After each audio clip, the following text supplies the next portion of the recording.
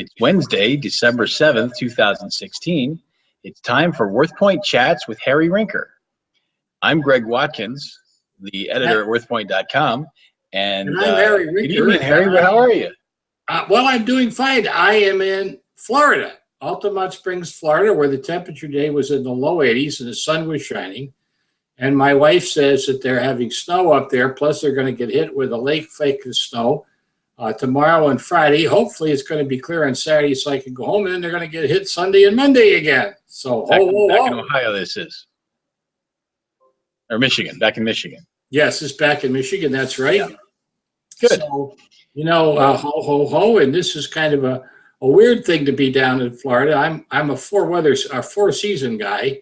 And so, Christmas is time for cold, and it's a little hard to go into stores and be in the Christmas spirit in Florida. I just hate to say that, but I don't think 80 degrees. Yeah, that would be tough. Atlanta, is it? Excuse me? Is it any different in Atlanta? Today it was about low 50s. It's been raining the last few days, which is good because we're in the middle of a big drought. Although today was clear and cold.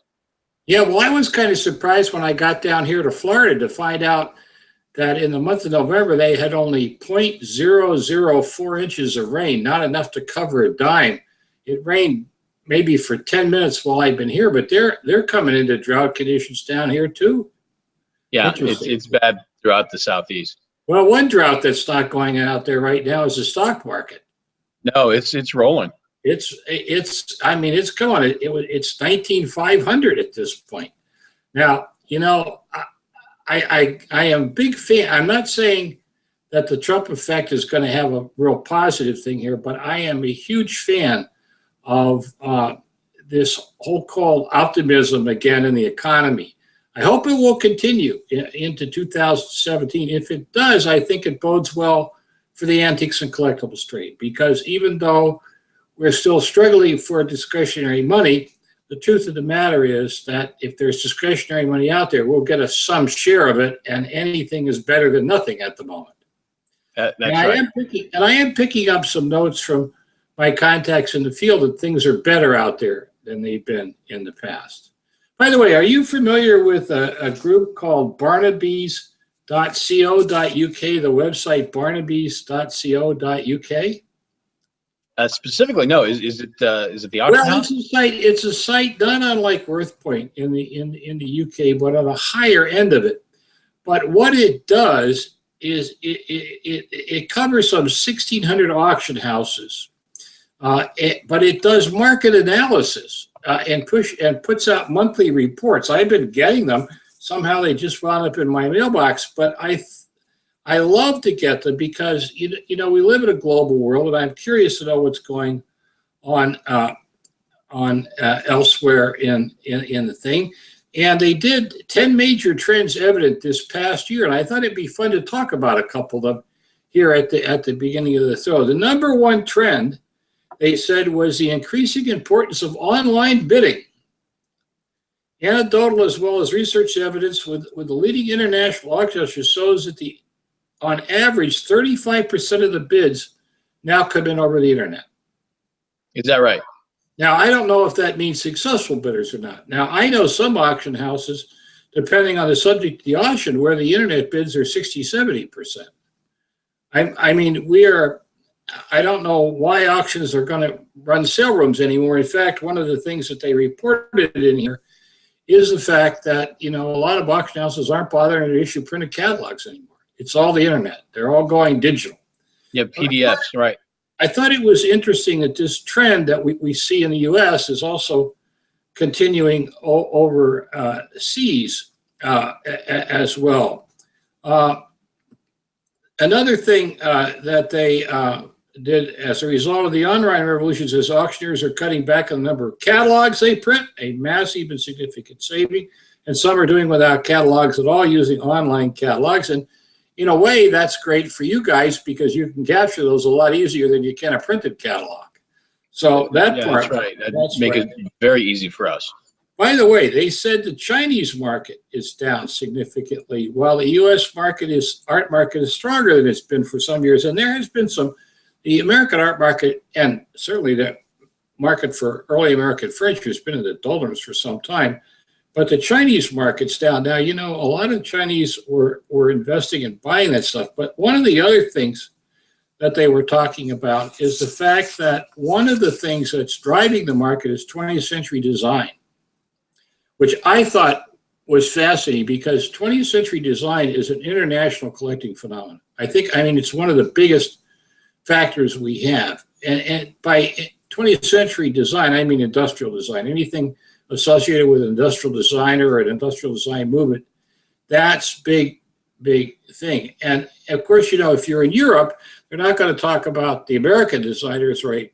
The Ames and Nagasaki and the rest of those, but they're talking about Danish designers and so forth. And they mentioned a number of record prices for a Norwegian designer, and I thought that was interesting as well on that. Also mention that female artists are hot. You know, this is something you can. I know we can interpret that a lot of different ways, but you know how I meant it in this particular case. But that's right. But anyway, we've known for about a couple of decades actually that there's been a big emphasis on artwork done by women. At first, we associated with the women's movement and the liberation movement and so forth, but now they're talking about people like Georgia O'Keeffe, Irma Storn, Frida Kahlo, the Mexican artists, and so forth, are drawing high prices at auction. Now, these are the high-end women artists, but I think that trend is far deeper than just this thing. The other thing is that they said that provenance of an item is becoming even more important as celebrity collections add value. And I have to tell you, in the old days, provenance was big if an auction house handled the thing, sold through Sotheby's or Christie's or one of the S's. And now the celebrity auctions are big. I mean, look at TMC. They're doing a whole day on Marino Harris auction. But people like Julian's Auctions and others are making a career, and Heritage for that matter too, is making a career out of selling celebrity stuff, and for big prices. I mean, big prices. Well, yeah, Julian's just had the Marilyn Monroe collection, in which the dress that she wore when she sang "Happy Birthday, Mr. President" Kennedy. That one sold for I think $3 or $4 million. Yeah, well, there was a lot of meaning in that song then when she was wishing the president happy birthday, but we won't go there. That's only speculation, and we don't participate in that. But it was part of the provenance. But anyway, they call them white glove auctions, celebrity sales and connections with famous people. Now, the question is, will the connection continue in the past? The auction houses don't care as long as they can capitalize on it quickly. But the thing is, are these things going to become, how many icon figures? Okay, Judy Garland slippers are icon. Right. The Maltese Falcon, icon. Is it dress? A Marilyn Monroe's dress from Some Like It Hot. Icon dress, right? Yes. Some of the dresses Audrey Hepburn wore, Tiffany at Breakfast at Tiffany's. Okay, they're icon dresses. But just some ordinary dress running a second-rate movie by a big movie star, I'm not sure about this type of stuff. I mean, it's got celebrity status now, and people are investing in it. But, are we looking at another one of these bubbles that in 10 or 15 or 20 years is going to burst as the generations that don't remember those people care? I mean, right now you could get a cheap buy on a Perry Como jacket because who cares about Perry Como? No, seriously, right. I see you're laughing here, but you shouldn't be laughing about this. Well, I was just trying to think. There's no way I could fit into a Perry Como jacket, so I wouldn't. Well, there's some truth to that too. Maybe what is it? Who's the guy that's celebrating? Tony Bennett. He's gotten a little heavier over the years. We might. No, I think Junior Samples overalls. Maybe I could fit into those. No, okay. Well, speaking of named items, however, we got an interesting email in. One of our listeners sent in a note about a Tris Speaker signature bat, right? Right. So the fun thing about it was, what happened is the letter that came in from our listener said, I have this 35.5-inch long Tris Speaker bat, but it had a number of unusual markings. First of all, if you look at the Hillary and Bradbury marking, there it is, Louisville Slugger 125, Hillary and Bradbury Company, -- Louisville, Kentucky. Now that -- is very important because that's a dating thing for the mark. That's a mark that dates from the late 19 teens into the 1920s. And so that mark was there. And then it has an engraved signature, Tris Speaker, on it. I think we have a picture of that too. Yeah, there it is, Tris Speaker, regular U.S. Patent Office, and there it is, and that's burned into the bat. Now, but there was another mark on it that's the fascinating one. And you know me, I love these stories, and that is that there's a mark that has YMCA. And the story is that this lister's father played with the bat in the early 20s as a member of a YMCA team in Reading, Pennsylvania, okay? Right. Now, first of all, you have to be real careful researching this kind of stuff because if you research Tris Speaker game used bats, you know, a bat that he actually used in a game, you're up in the $20,000 to $35,000 range in a big hurry, okay? But in this particular case, this YMCA is a very interesting logo. So I did some research work on it, and are you ready for this? When America entered World War I in 1917, the owner of the Washington Senators said, you know what, we have all these guys in training and they need sports equipment to keep their minds occupied, you know, when they're not out doing calisthenics and other things.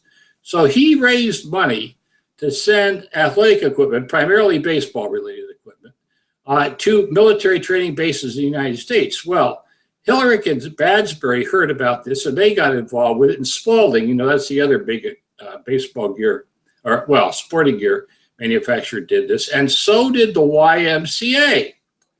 Well, as it turned out, not only did the YMCA and Hillary and Bradbury and Spalding supply equipment to the U.S. troops in the United States, they also supplied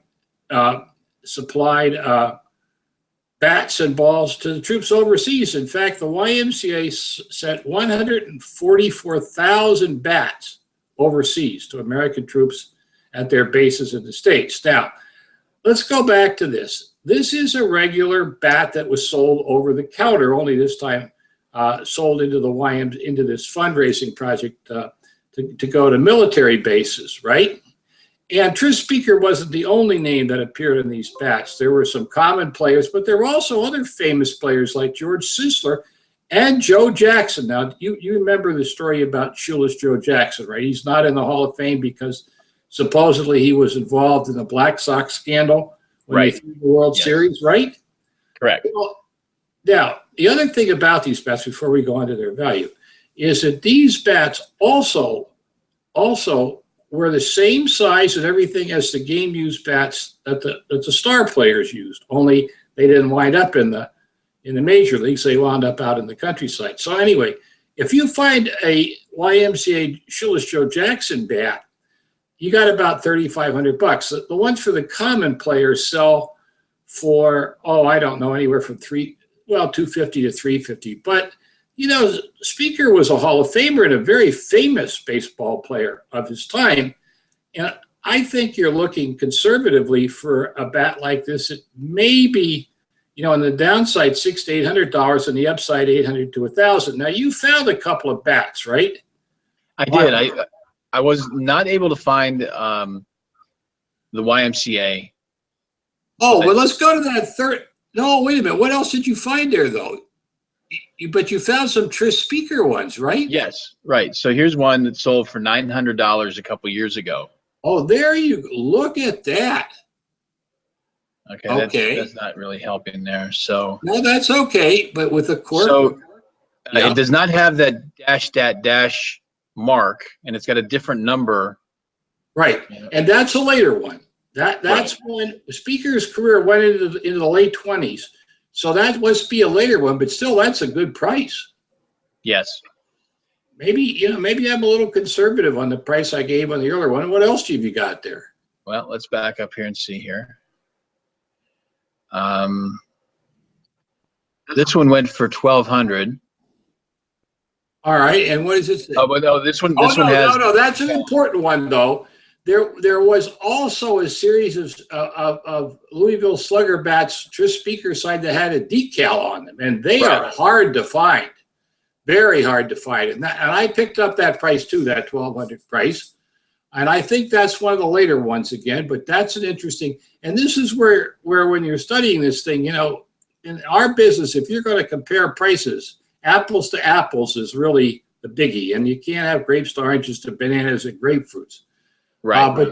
But that's okay. And then there's a couple of other ones there though. But too, there's 95 that came up in the search for Tris Speaker Louisville Slugger.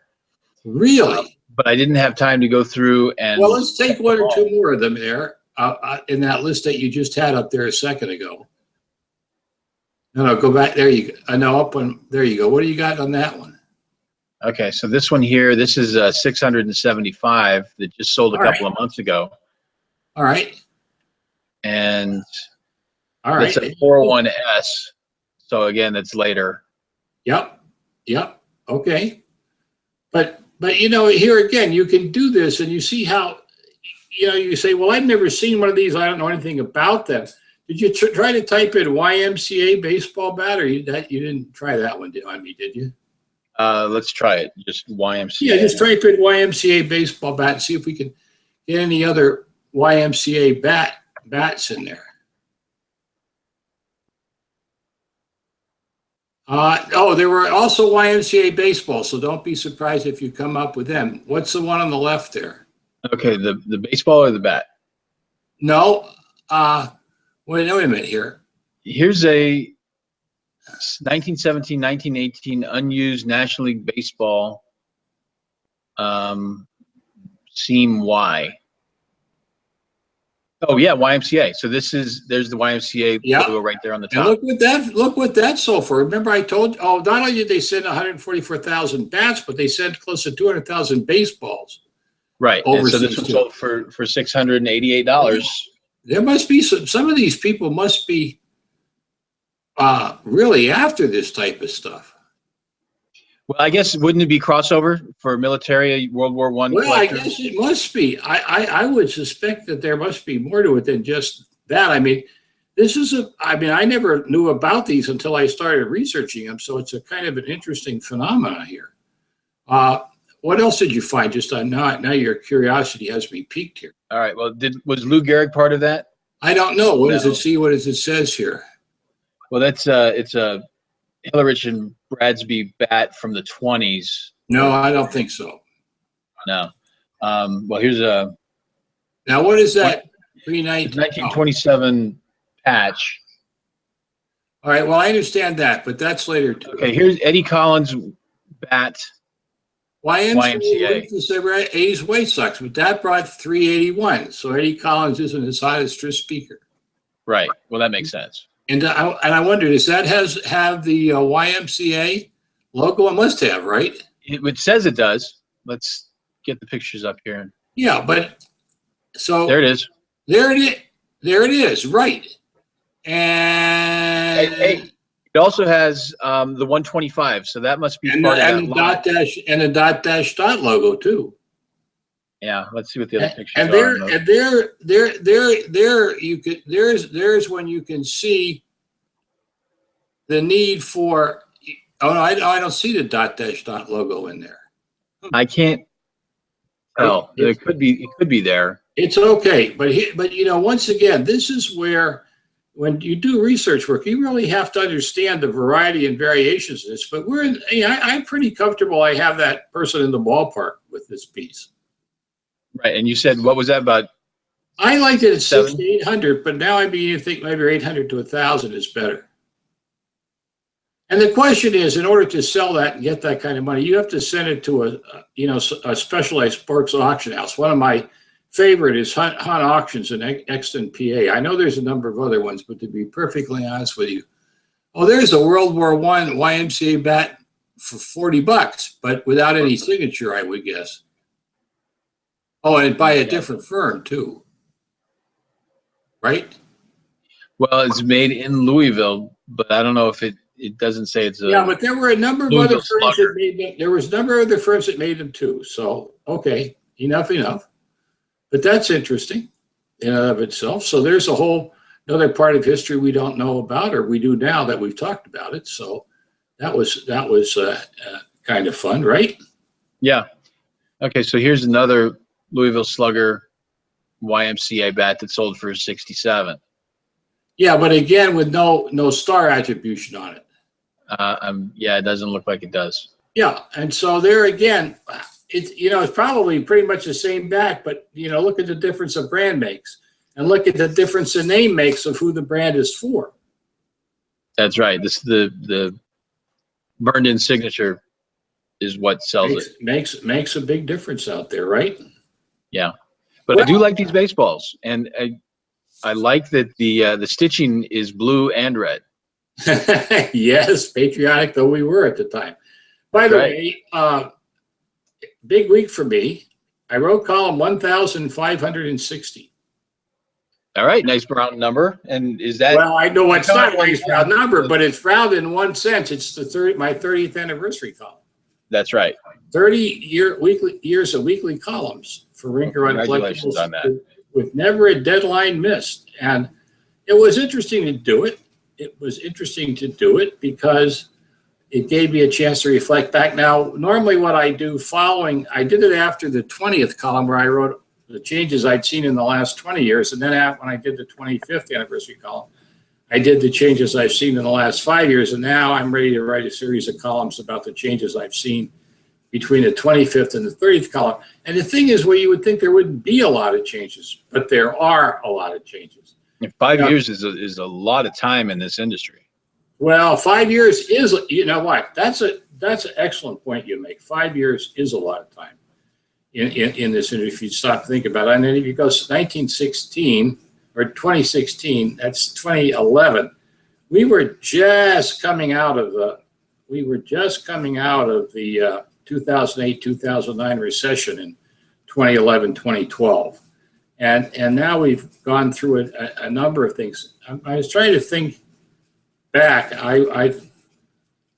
It's hard for me to believe it may have been more than 5 years since collector books went away, but I'm sure it has been. I think it's about right. That's longer than that, actually. I mean, there's just huge changes that have occurred. I mean, Heritage Gallery 5 years ago was a big player, but today, I mean, it's huge. I mean, it's, I don't care what they say about Sotheby's and Christie's, and yes, Heritage may be only the third house in terms of money, but by God, it's the major house. By gosh, I should say. It's the major house. And it's got such a wide variety of items, from comic books and coins to... I know, and getting wider. And getting far wider. I mean, it's going to play in the big league, and I hope in playing in the big league it doesn't disc or get away from some of the rest of the stuff that it does very well. But but they've been getting some record prices again. And if anybody's setting record prices around now, it's Heritage. I mean, that seems... Now, I get a little nervous because I think some of those guys that work for Heritage are good at convincing people to spend money on this stuff as an investment purpose. In fact, going back to that Barnaby's things we were talking about earlier, they mentioned the growing difference, and this is one of the things on my list too, the growing difference between the high end and the middle and low end of the markets. That the gap has gotten, it's almost like, like America, the rich get richer and the poor get poorer, or whatever it is. But it's there. So it's been kind of a fun week. Now we got one more item we want to talk about tonight, I think, right? Yes. Let me pull it up here. It's a Dutch Boy Paint sign. Oh yes, this came from a fellow out in Richmond, California. He bought this Dutch Boy sign for $50. A guy was moving back east, and he bought it. And this thing, as you can see, is huge. I think it's like 40 inches by... It's 4 feet. 4 feet, right. 48 inches by, I think, 30. And it's got a patent sign on it. And there it is. And I have to, 47 and a half. And he was concerned. He was concerned about this because he was concerned what he had. He researched the sign. And he couldn't find another one like it, even on your site. And that's right. I found this logo, but each of the ones that I found had it said Dutch Boy underneath. Right, but that's right, and that's because they were smaller ones. And if you looked at the size of them, they were much smaller. Well, Dutch Boy paint gets its name from the fact that there was a Dutch paint process back at the turn of the 20th century that was kind of the leading standard for quality and color in paints. And a company, decided to capitalize on that and do it. Well, the problem was that it was a lead-based paint. Well, anyway, in doing some research work, now are you ready for this? You know the Aunt Jemima logo, right? And the Betty Crocker homemaker logo? Right, and those have been evolving over the years. Yes, they have. Yes, they have. And the Dutch Boy logo has been updated 7 times. See, I am full of useful information when I do some research work. Anyway, this is update number 4. Okay. Now, what year does that put it? There was a sign on WorthPoint that was this sign only die cut. The white background was not the white background inside the circle, but the square white background outside was there. I think if you go, I forget where I saw it on WorthPoint somewhere. It was that same sign, but die cut instead of that. Anyway, I found an example of the sign of a similar sign that sold for $700 plus $150 shipping. Oh gosh. But for $900, and I have to tell you, if you look at, I forget how many pictures of the sign I sent you. Did I send you the pictures of the back of the sign? Yes, you did. Let me get to them. Yeah, it's printed in relief, which I thought was kind of, see it. And first of all, there's no indication this has been reproduced. I mean, who would go to the trouble to reproduce something like that, right? Right. The other thing is the guy was very fair. He said, look, the color's a little faded. The color is a little faded, and there's a little bit of corrosion around the end. Well, in a way, I actually found that not bad. I'm not sure I'd want this sign to look like it was brand new. When I talk to people who collect advertising signs, they like a little signs of wear, and they like a little sign of aging to it. And this whole process of paint color aging it produces a kind of mellowness. And this sign, by the way, dates from the 1950s. I'm pretty sure that's the 1950s version of the Dutch Boy. But I like this sign. I like the sign $800 to $1,000. So for $50, the guy did really well. Now, the question is, again, where does he get it? Well, I'm not sure he's going to get it in Richmond, California, but we've got a lot of auction houses that specialize in advertising memorabilia. One that comes immediately to mind is Richard Penn in Waterloo, Iowa. Yeah, doesn't Morphy's do it too? Morphy's also, yeah. Morphy's in Adamstown, Pennsylvania is another house that does real well with this type of thing. Although if I was inclined to select between the two, I think I'd try Richard Penn. The other, I don't know why, but I like Morphy for the real earlier advertising and the Coca-Cola and the standard stuff. But I don't know, were you ever at the Indianapolis ad show? That was the big advertising show for years and years. It still exists actually, but for whatever reason, out in the Midwestern states and the Plain states, they love advertising like this big showy bulky stuff, and that's why I would recommend Penn over Morphy's in this particular case. But it's a handsome little sign, and I want to thank our listener. By the way, we need to put the slide up. We would love to hear from you. Do you have some objects you'd like us to talk about and analyze on the air? Well, getting it done is really very simple. All you got to do is send your question about your object and photographs to community@worthpoint.com. That's community@worthpoint.com. Now, please be as descriptive as possible. The more information you provide, and if you bought it, come on, fess up what you paid for it. Really. No, I hate that when I love the ones that start. I went to an auction recently and bought this blank. What's it worth? Right. Well, heck, you already know what it's worth. You went to the auction, paid it. I mean, come on, let's get a life here.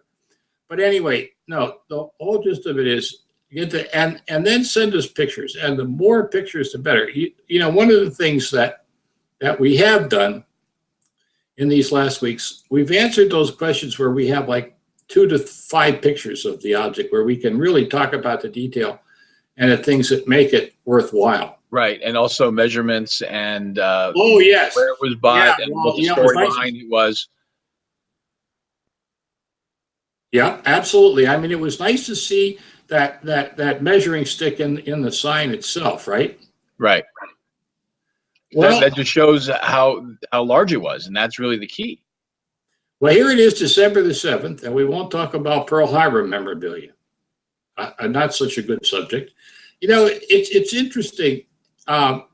Disaster collectibles have never played well in our business. You know, there was a big thing about, well, the Titanic. That's about the one disaster that has a following. But you know, the 911 towers, when they came down, there was all that rush to 911 memorabilia. Now you can't give it away. Right. And so you know, I don't know what you want to scrap some metal from this or that. Although you know what they did do in the Hindenburg crash, they cut up the fabric and sold squares of it. Oh, did they? Yes, they did. I remember seeing some silverware that evidently had fallen out. Yes, it come off of that too, right? You know, scorched silver. Gotta love the people in New Jersey. They didn't leave a lot behind to clean up. No. Well, anyway, enough of all of that. Well, here we are. We're done again with this week. We'll be back next week at the same time. Again, community@worthpoint.com is the place to send us questions. If you just have a question you'd like us to pontificate on, that's fine too. We'd love to hear from that. That's right. So I'll put that up one more time. Yep. All right. Well, anyway, you have a good night. We'll take care of it, and probably I will go home and I'll be buried under snow next week. And next week, I'll be done with my classes for the semester, so I will be relieved and very happy to talk with you. Well, we hope you do well. Yeah, me too. Okay, Harry. Yes, I understand that part of it as well. Well, you take care. All right, you too. Good night. Good night.